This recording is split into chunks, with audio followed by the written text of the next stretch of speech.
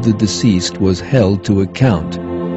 Scales were brought and witnesses summoned, and the good and bad deeds of the deceased were discussed. Then the judge, God, reached his verdict.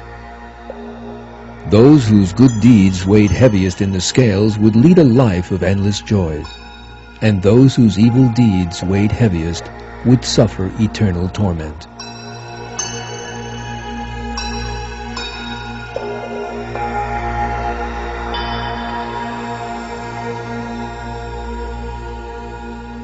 It is impossible not to see that the Egyptians' belief in the afterlife showed parallels with monotheistic belief and the true religion. This shows that ancient Egyptian civilization had once been part of the true religion and its revelation. That religion was later corrupted, however, and belief in one God turned into belief in many. We know that from time to time messengers were sent to warn people of the oneness of God and to serve Him.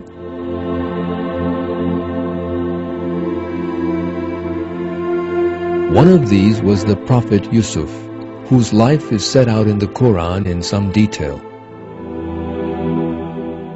The prophet Yusuf migrated to Egypt with the people of Israel and settled there. After his death, there began a period of enslavement of the children of Israel. That age would end with the sending of the prophet Musa as an ambassador and his leading the children of Israel out of Egypt.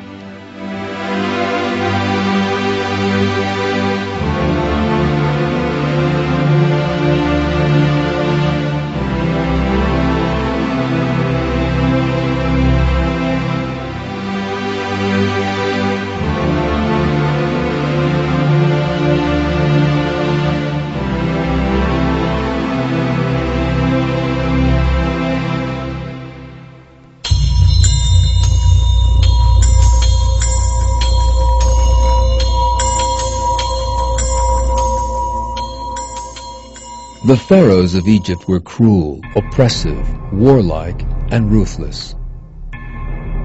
One thing they had in common was that they all regarded themselves as great beings within the twisted Egyptian polytheistic system and could shed blood without a moment's remorse.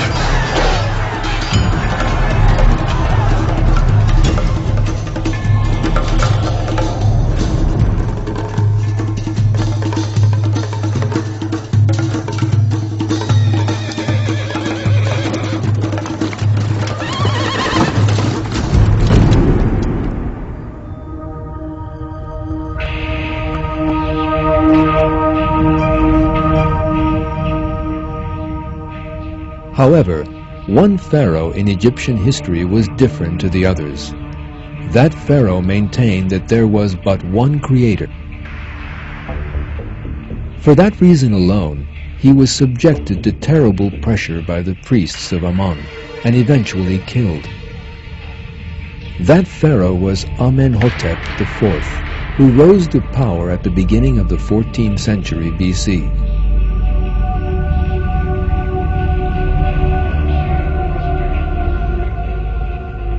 When Amenhotep assumed the throne in 1375 BC, he encountered a conservatism that had grown over the centuries and was subjected to great strife.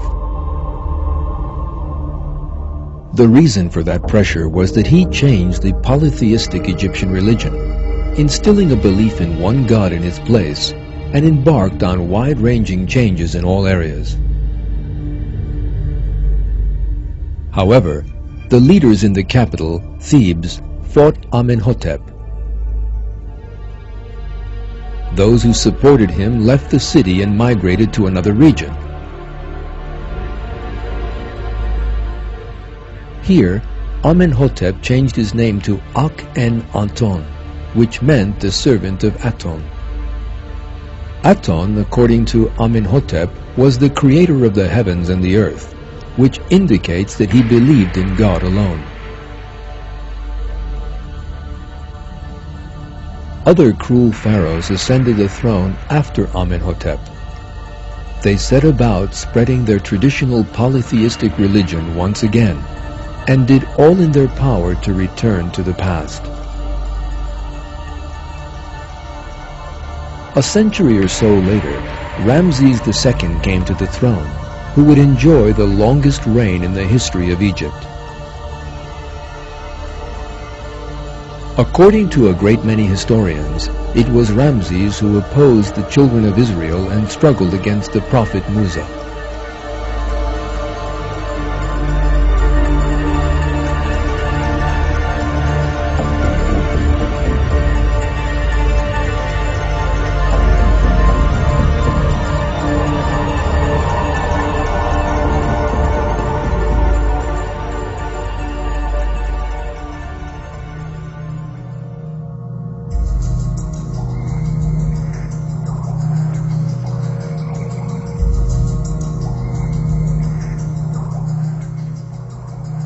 The ancient Egyptians refused to give up their pagan beliefs because of their blind fanaticism.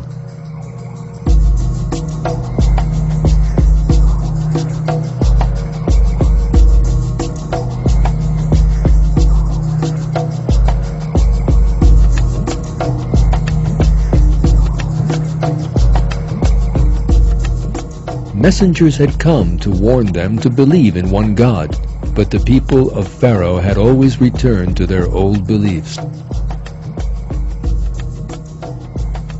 Eventually, God sent the prophet Musa as his messenger at a time when the children of Israel had been enslaved.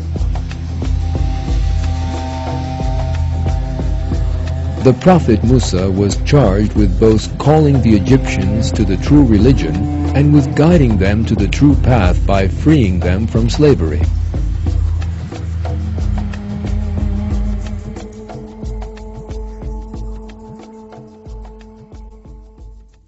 We recite to you with truth some news of Musa and Pharaoh for people who believe.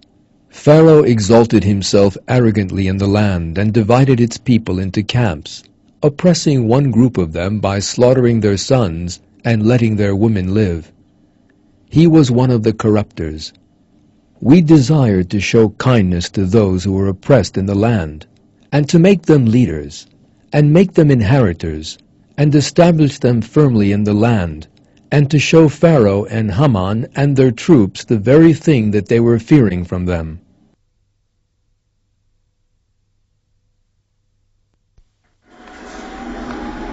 In obedience to God's commandment, the prophet Musa and his brother Harun went to Pharaoh and told him of God's commands. What they wanted was for Pharaoh to cease oppressing the children of Israel and set them free.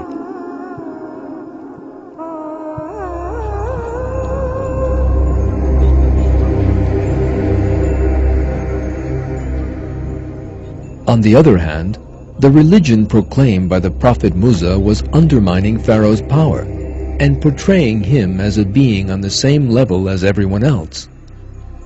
Furthermore, if he freed the children of Israel, he would lose some important manpower.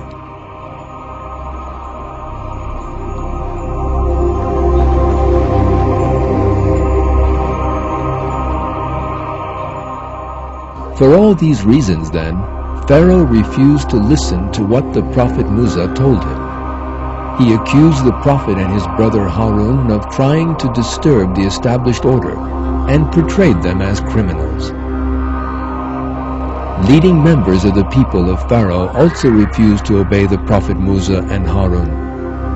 They refused to abide by the religion that had been revealed to them. They had no intention of abandoning the religion of their ancestors.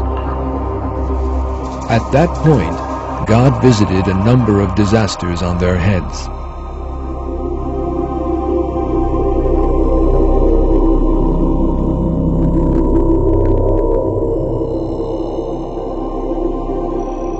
Pharaoh and those close to him were so fanatically devoted to their polytheistic system and pagan beliefs, in other words, the religion of their ancestors, that they were totally unwilling to give it up.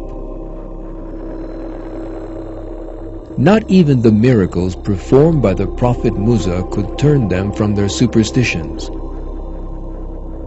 They openly stated the fact. According to Surah 7 verse